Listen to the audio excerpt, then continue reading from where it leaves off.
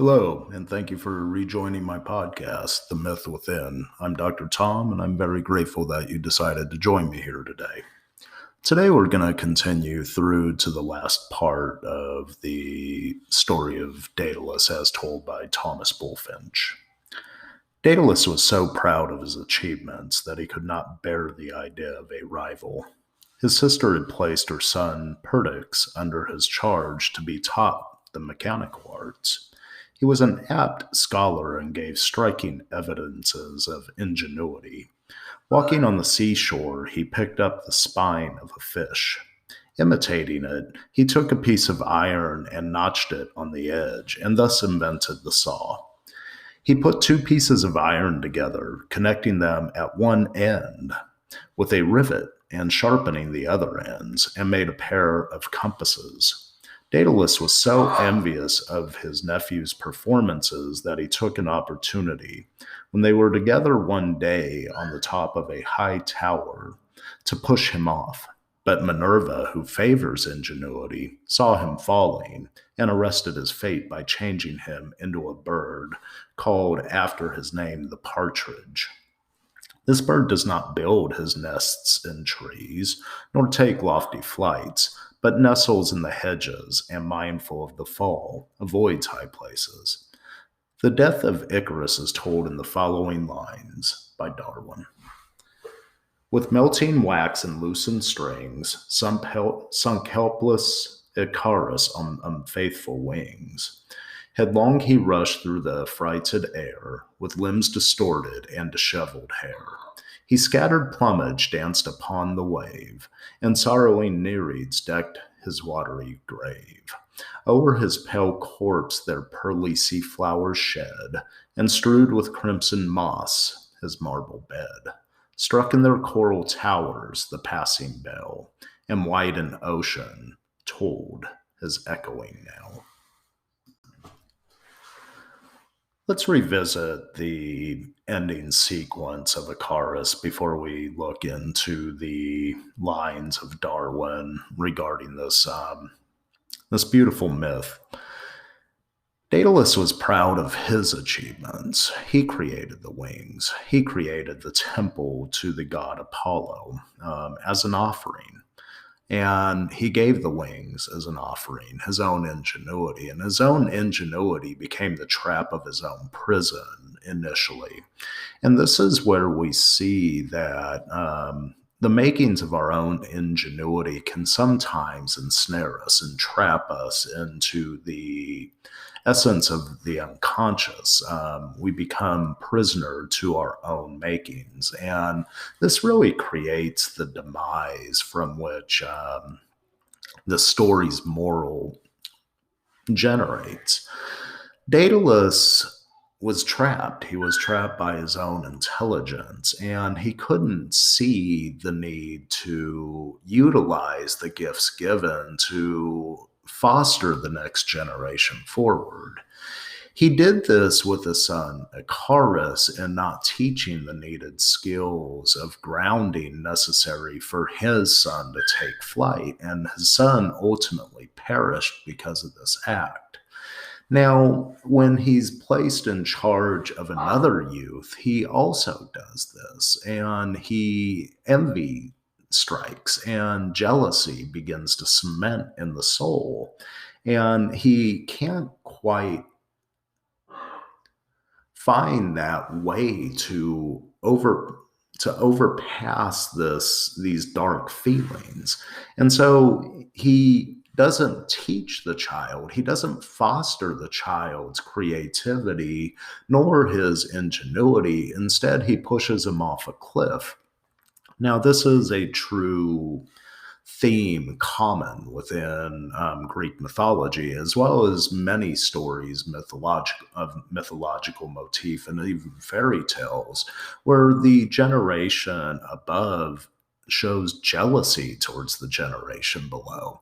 And it's in this intergenerational battle that things become askew, and generations in the future are not allowed to express the natural creativity they need as a means to effectively grow themselves, their community, their family, their community, their states, their countries, their world in a manner that is consistent with the progress that they search to attain. This is where the ideal of the lofty goal comes from that has absolutely no basis of grounding to attain it. Now, most people will not strive for a goal because of this fear of failure.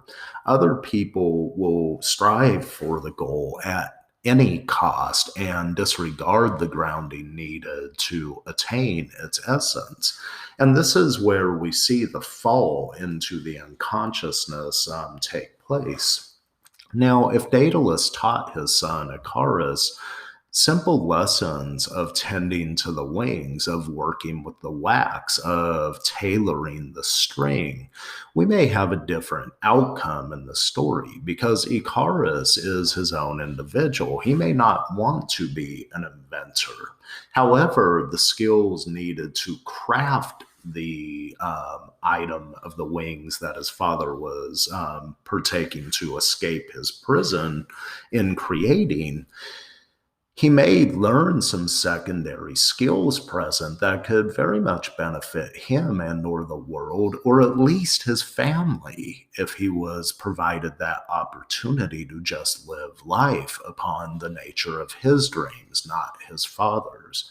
And so this is where the myth takes a tragic turn. We've already seen the loss of the son, but now we see the same behaviors move forward to create a murder of essence, where Daedalus throws his nephew Perdix off of the mountain. But Minerva favors ingenuity. And so we have, in essence, a god that is creating the means by which the next generation can express its ingenious traits, if only they find some form of grounding in the lessons present already learned. Now, what do we do with Daedalus? What can you do with a jealous person? What can you do with a person that is so consumed by their own needs that they disregard the needs of their children or the next generation that needs them? This is the danger of the myth of self-absorption. There's many aspects of narcissism here. There's many aspects of egoism here. And so what happens in the story, we do not know. Daedalus throws his nephew off of the rocky cliff. His nephew becomes saved, and Daedalus is now gone. To what end? What is it that we need to learn from this story? We need to learn that Ascent without grounding is really a parable that creates the means by which egoism, by which lofty goals have no substance behind them. This is a common trait. It's not that it's wrong. It's not that it's right. It just is. And so when we see these things begin to unfold in front of us, we need to call them out because there's morals to the story that's here. There's morals that the generation that's grown needs to pass on the lessons learned to the generation that's up and coming. Not that it thwarts their dreams or it thwarts their goals or it somehow creates the means by which barriers are erected to stand in front of one's dreams. Instead, it creates the means of grounding needed to ascertain one's goals in a systematic fashion, to take the lessons of the past, that beautiful past that we've been given, whether it be a myth or history, and take the kernels of truth that are there so we don't doom ourselves to repeat them again. Daedalus disappears, and rightfully so. He never taught his son how to do anything. Instead of teaching his nephew how to do anything, he finds jealousy and envy, and he tries to disregard his existence by throwing him off a cliff. Thank goodness that never happened, and Minerva broke his fall. Because in so, we have the idea of a history behind how we got the saw, how we got the compass. And what could we do with a saw and a compass? Well, maybe, just maybe, we could find our direction and build upon it to create the nature of our dreams. Until next time, I thank you for joining me. And namaste, my friends. May blessings find you on your journey to advance confidently in the direction of your dreams. Bye.